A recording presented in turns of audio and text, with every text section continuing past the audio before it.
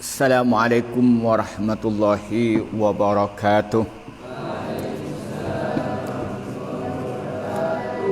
Alhamdulillahi rabbil alamin. Wassalatu wassalamu ala asrafil anbiya'i wal mursalin. Amma ba'du. Para santri yang saya hormati, baik putra maupun putri, ibu-ibu dan bapak yang saya hormati, marilah kita bersyukur kepada Allah yang telah memberikan bermacam-macam nikmat kepada kita, terutama nikmat iman dan Islam. Kedua kalinya rahmat dan salam semoga dicurahkan kepada Nabi Muhammad sallallahu alaihi wasallam. Para santri yang saya hormati, kita akan mengkaji kitab Al-Kabair yang dikarang oleh Imam Az-Zahabi. Pada pertemuan kali ini kita akan membahas dosa besar yang ke-13, yaitu makan harta anak yatim dengan cara yang zalim. Bismillahirrahmanirrahim. Al-kabiratu, adapun dosa besar, ats-tsalisatu asyarata, yang ke-13, aklu malil yatimi, yaitu makan harta anak yatim, wa zulmuhu, dan zalim dalam makan harta anak yatim. Qala, berfirman Allah, siapa Allah Ta'ala Maha Luhur Allah. Jadi dosa besar yang ke-13, makan harta anak yatim dengan zalim. Artinya apa? Dia itu mengambil hartanya anak yatim dengan cara yang tidak benar. Bagaimana? Misalnya dia itu mempunyai tanggungan untuk merawat anak yatim, baik misalnya itu keponakannya atau sepupunya dan lain sebagainya. Kemudian anak yatim itu mempunyai harta warisan dari orang tuanya. Lalu apa yang terjadi? Maka harta yang dia miliki itu diambil dengan cara yang zalim.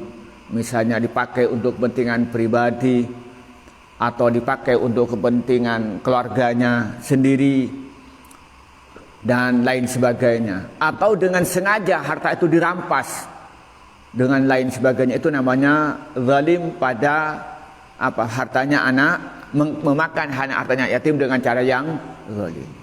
Atau jadi pengurus jadi pengurus panti asuhan, lalu donatur atau yang dihasil dana yang dihasilkan dari para donatur atau di sumbangan tidak digunakan untuk kepentingan anak yatim yang dia pelihara, tapi lebih banyak dia digunakan untuk kepentingan sendiri, berlebih dari yang seharusnya sebagai pengasuh anak yatim. Misalnya dia menjadi ketua panti asuhan, menurut teorinya seharusnya dia mendapatkan gaji setiap bulan, misalnya dapat gaji 2 juta dari tanggung jawab dan pekerjaan sebagai ketua panti asuhan. Lalu ternyata dia memanfaatkan harta anak yatim tadi dari panti asuhan, ngambil 4 juta padahal haknya cuma 2 juta. Berarti 2 jutanya makan anak yatim dengan zalim.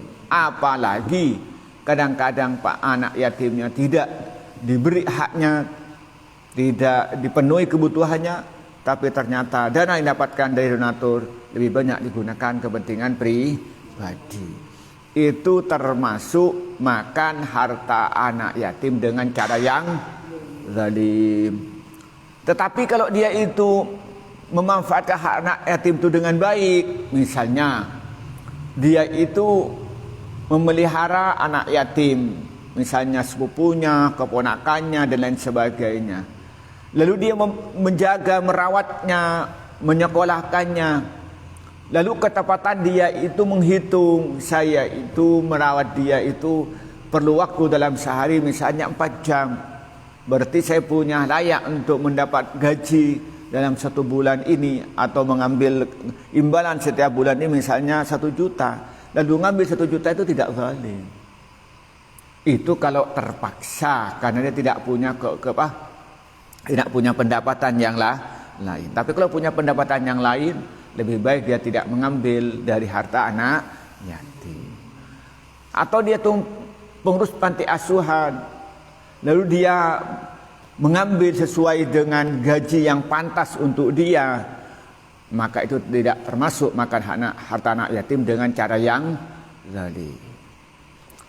Qala berfirman Allah, siapa Allah Ta'ala, Allah, innal ladina, sungguhnya orang banyak, yaquluna yang sama-sama makan, siapa orang banyak, amwalal yatama, pada beberapa harta anak yatim, zulman, dengan keadaan zalim. Innama yaquluna, sungguhnya makan mereka, fi butunihim, di perut-perut mereka, naron, pada api neraka. Wasayaslauna, dan akan masuk siapa mereka, sa'iron, pada neraka sa'ir. Ini surat An-Nisa ayat 10. Allah berfirman di sini, A'udzu billahi minasyaitonir rajim. Bismillahirrahmanirrahim. Innal ladzina ya'kuluna amwalal yatama zulman innama ya'kuluna fi butunihim nara wa sayaslawna sa'ira. Di sini apa katanya? Orang-orang banyak yang makan hartanya anak yatim dengan cara yang zalim, maka sungguhnya dia makan api neraka di dalam perut mereka, dan mereka akan dimasukkan ke dalam api neraka. Jadi jelas sekali, di sini orang-orang yang makan harta anak yatim dengan cara yang zalim. Artinya apa? Orang yang mengambil hartanya anak yatim yang digunakan untuk dirinya, baik untuk dimakan atau untuk dipakai beli baju, atau dibuat beli sepatu, atau dipakai untuk transportasi, dibawa dibeli mobil, dibuat rumah, untuk dibeli sawah, tetapi dengan cara yang zalim, tidak sesuai dengan tata cara agama, maka dia merupakan dosa besar. Misalnya dia mengambil hartanya anak yatim dengan cara merampas, yaitu misalnya dia mempunyai anak yatim, dia dapat warisan dari orang tuanya, lalu dia si anak yatim itu punya tanah misalnya, lalu tanahnya apa tadi? Lalu tanahnya dirubah namanya dari ayahnya anak yatim dirubah pada dirinya sendiri. Berarti apa itu? Berarti mengambil makan hartanya anak yatim dengan cara yang zalim. Atau ternyata dia punya warisan apa? Punya warisan uang yang tersimpan di bank dalam rekening atas nama orang tuanya yang anak yatim itu. Apa yang terjadi? Maka rekeningnya itu dirubah atau uang ditransfer kepada rekeningnya pribadi, lalu dimanfaatkan untuk kepentingan pribadi atau dengan cara yang padang, maka itu termasuk apa? Makan harta anak yatim dengan cara yang zalim, dan itu hukumnya dosa besar. Nah, atau dia ternyata itu menjadi pengurus panti asuhan, bahkan jadi ketua. Lalu apa yang terjadi? Yatimnya belum kenyang, ketuanya sudah kenyang. Anak yatimnya belum dia berpesta, sudah pengurusnya berpesta. Itu termasuk makan harta anak yatim dengan cara yang zalim. Apa hukumnya? Dosa besar. Dari mana kita tahu dosa besar? Karena ciri-ciri dosa besar itu Allah mengancam azab di akhirat kelak. Jadi setiap ada dosa yang disertai dengan azab di akhirat atau laknat di dunia, maka itu berarti dosa itu dosa besar. Bagaimana ayat berikut Allah berfirman, innama ya'kuluna fi butunihim nara. Orang yang makan harta anak yatim dengan cara zalim, hakikatnya mereka makan api neraka di dalam perut mereka. Jadi begitu makan satu suapan, berarti makan suapan api neraka. Sekali dia buat rumah, berarti rumahnya terdiri dari api neraka. Sekali dia naik kendaraan, berarti kendaraan api neraka. Na'udzubillah. Dan diteruskan lagi apa katanya? Wa sayaslawna sa'irah, dan mereka akan masuk ke dalam api neraka. Nah, jadi bukan hanya mereka diberi makan api neraka, tapi juga mereka akan ditunu alias yobber. Di mana? Ke dalam api neraka. Api neraka itu saking panasnya, kalau penduduk neraka itu dipindah ke api dunia, dibakar di dunia, dia tertidur karena kedinginan. Coba bayangkan. Padahal sampai coba megang api sebentar saja, 5 menit. Api itu api yang biasa. Bagaimana kalau api yang misalnya di dunia ini api yang 100 derajat? Ya sampean itu berapa derajat tuh kalau sampean megang bara api di tempat masak itu ya? Itu sudah panasnya kayak itu. Bagaimana kalau nanti itu api lasan itu yang bisa memutuskan besi, kan putus itu ya? Coba bayangkan. Api dunia itu bisa putus. Coba bayangkan. Besi muntangan sampean, seret langsung pesah. Ya bayang. Coba bayangkan. Itu api neraka itu tidak ada apa-apanya dibandingkan dengan ini. Jadi belum apa-apa. Asapnya aja dibikin sampean itu sudah nggak kuat. Maka karena itu di sini jelaskan. Maka hati-hati kita ini dengan hartanya anak yatim. Atau ibunya sendiri.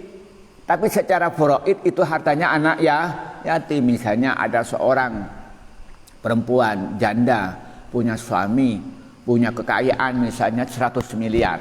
Banyak 100 miliar. Kemudian punya anak yang masih kecil, masih anak yatim. Yang satunya baru dilahirkan, yang satunya masih PAUD misalnya. Punya anak 2. Yang satunya perempuan, yang satunya laki-laki. Berapa hartanya?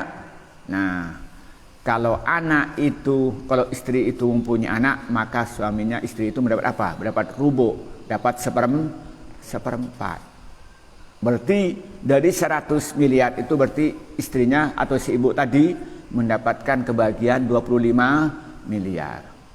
Kemudian sekarang ini kan 2. Satu perempuan, satu laki-laki. Nah, perempuan itu dihitung 1, laki-laki dihitung 2. Berarti apa? Berarti maka si anak laki-laki itu mempunyai warisan 50 miliar, sedangkan anak perempuannya mempunyai warisan 25 miliar. Singkat cerita, oleh si ibunya tadi, ibu kandung sendiri, itu kan haknya ibunya kan 25 miliar.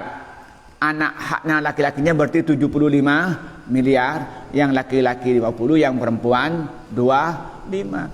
Ternyata oleh ibunya itu milik anaknya dipakai sendiri, dipakai berfoya-foya, dipakai study tour, dipakai macam-macam.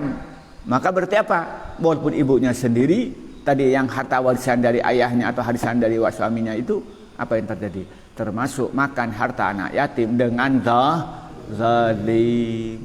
Dan dia berarti makan api neraka. Na'udzubillah. Dan nanti akan dimasukkan ke dalam api neraka.